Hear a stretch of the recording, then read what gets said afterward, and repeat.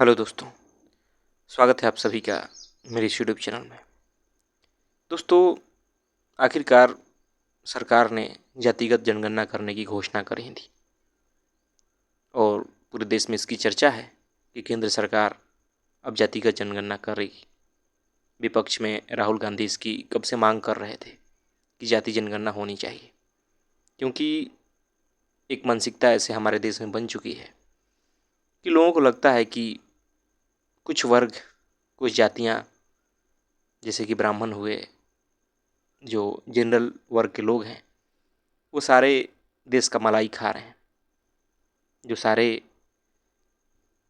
देश की संपत्ति है उन्हीं के पास है, सारी सुविधाओं का वही लाभ ले रहे हैं।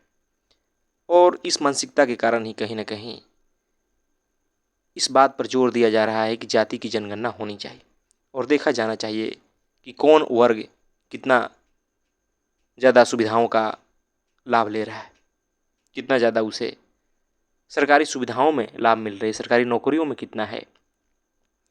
और जो जातियाँ पिछड़ी है, दबी कुचली है, शोषित है, उनकी अनुपात क्या है। और कहीं ना कहीं इसी के कारण ये जाति जनगणना हो रही है ताकि आरक्षण की सीमा को बढ़ाया जा सके। जो अभी 50% आरक्षण दिया जाता है उसको और बढ़ा करके 70%, 75% कर दिया जाए। और जितना देश का संसाधन है उसमें जितने जाति के लोग हैं उस अनुसार उन्हें मिलना चाहिए। इस प्रकार के दलीलें और तर्क दी जाती है, बिना यह सोचे कि क्या सच में जो देश की सुविधाएं हैं, संपत्ति है, जो देश का विकास करना है, वो सिर्फ हम इस अनुपात से करें कि कौन से लोग, कौन सी जाति के लोग कितने हैं। हम यह सोच ही नहीं रहे हैं कि टैलेंट भी कोई चीज़ होती है। हम बिल्कुल नहीं सोच रहे। हमें इससे मतलब नहीं है कि जो मेधावी लोग हैं वो सही जगह पर हों, उनके हाथों में देश को संभालने की जिम्मेवारी हो, समाज को सही जगह ले जाने की जिम्मेवारी हो। जो और भी सरकारी क्षेत्र हैं वहाँ वे लोग हों, और वो चाहे किसी भी जाति धर्म के हो सकते हैं, इससे कोई दो राय नहीं। लेकिन चूंकि जाति आधारित राजनीति हमारे देश में खूब चलती है, जो लोग, आम लोग यह समझते हैं, नेताओं को छोड़ दिया जाए, जो आम लोग हैं जिन्हें लगता है कि सच में जो कुछ वर्ग के लोग हैं वो हमारे हक को खा रहे हैं, वो लोग बहुत भ्रम में हैं। दोस्तों, आज की दुनिया में जानते हैं हमारे हक को जो 99% लोग जो शोषित हैं ना, उसके कारण है 1% पूंजीपति लोग। और जो शोषित लोग हैं ना उसमें सभी हैं। ऐसा नहीं है कि कुछ आप ही हैं जो दबे कुचले दलित लोग हैं वहीं शोषित हैं। नहीं, उसमें हर वर्ग के लोग हैं, उसमें जनरल लोग भी हैं।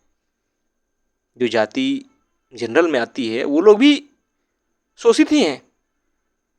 जो 1% पूंजीपति हैं तमाम देश दुनिया में, वही आज सबसे बड़ी मलाई खा रहे हैं। वो चाहे राजनेता हो सकते हैं, चाहे फिल्मी स्टार हो सकते हैं, चाहे क्रिकेटर हो सकते हैं, चाहे कोई बिजनेसमैन हो सकता है।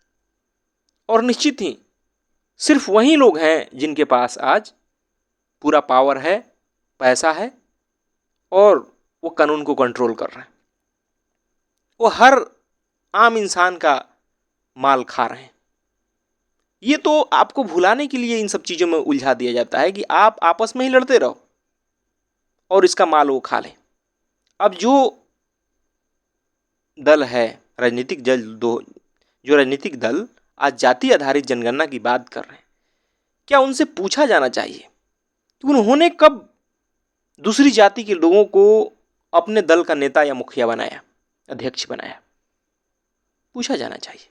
राहुल गांधी जी हैं कांग्रेस के, उनसे पूछा जाना चाहिए कि आप भी तो काफ़ी सालों से कांग्रेस की मलाई खा रहे हैं। आपकी जो पारिवारिक राजनीति है उसके कारण आप हमेशा सर्वोच्च बने रहते हैं, राष्ट्रीय अध्यक्ष बने रहते हैं, आपका परिवार के लोग। वहां क्यों दूसरों को मौका नहीं दिया जाता? वहां भी देना चाहिए, लेकिन नहीं, वो बात नहीं करेंगे।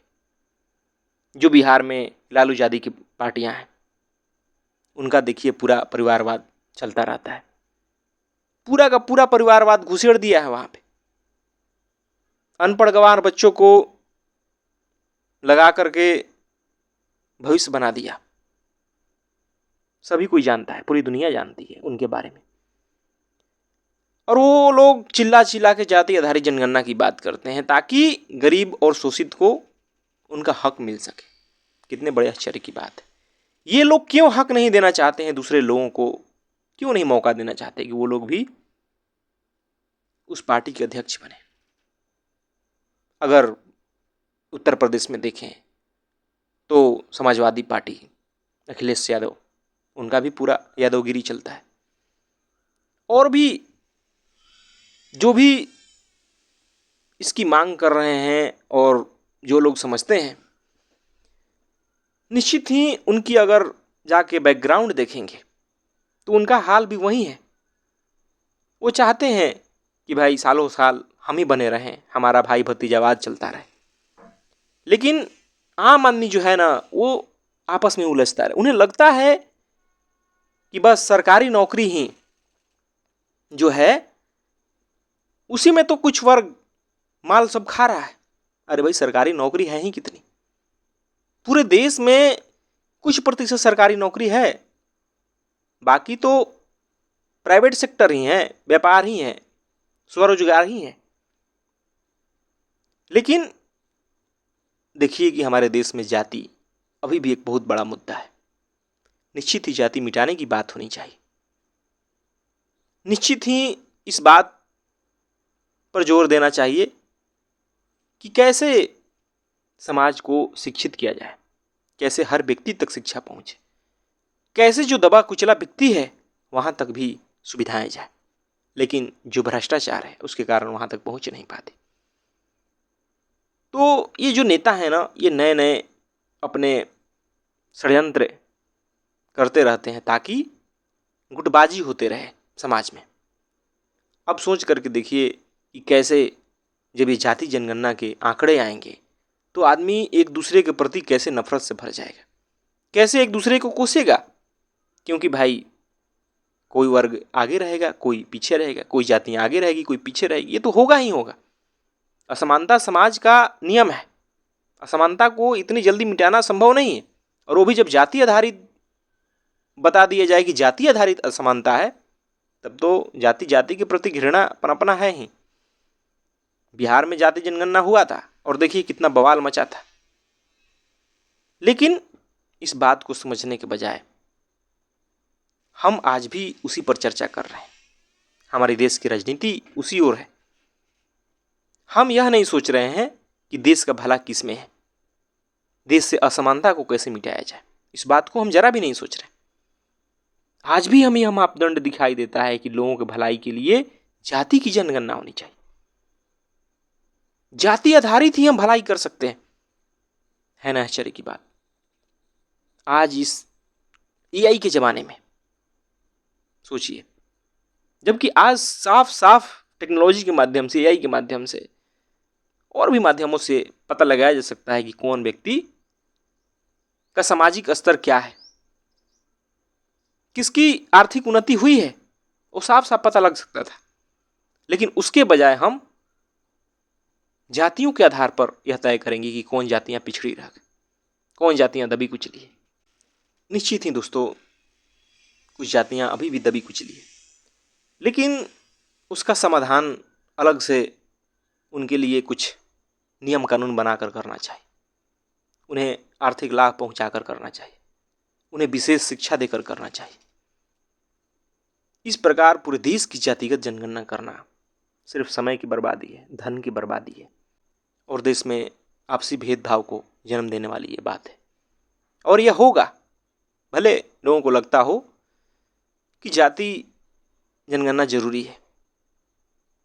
तो जब सरकार ने घोषणा किया है तो होगा ही, इसमें तो निश्चित बात है। लेकिन यह कोई मापदंड नहीं है समाज की उन्नति का। समाज में विकास करने का, देश को आगे ले जाने का। इस बात को समझना चाहिए और इस बात को समझना चाहिए कि आज सबसे बड़ी समस्या जो है वह पूंजीवाद है।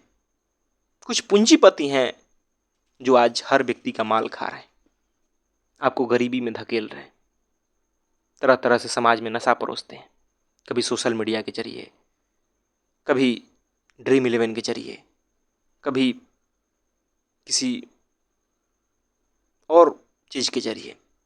वो किसी भी तरीके से आपको अशिक्षित रखना चाहते हैं, आपको मूर्ख बनाए रखना चाहते हैं, आपको आपस में लड़ाना चाहते हैं और इस बात को आप समझ नहीं पाते और आप लड़ते हैं, जिसका फायदा निश्चित ही नेताओं को होता है। जाति की राजनीति कर करके कितने लोग सांसद बन जाते हैं, कितने लोग मुख्यमंत्री बन जाते हैं और उनका लाइफ स्टाइल भी फिर वही हो जाता है। उनकी जो जीवन शैली है, जो उनके पास सुविधाएं हैं, वो बिल्कुल पूंजीपतियों वाली ही होती है। तो इस बात को ध्यान देना चाहिए और आपस में लड़ना छोड़ना चाहिए।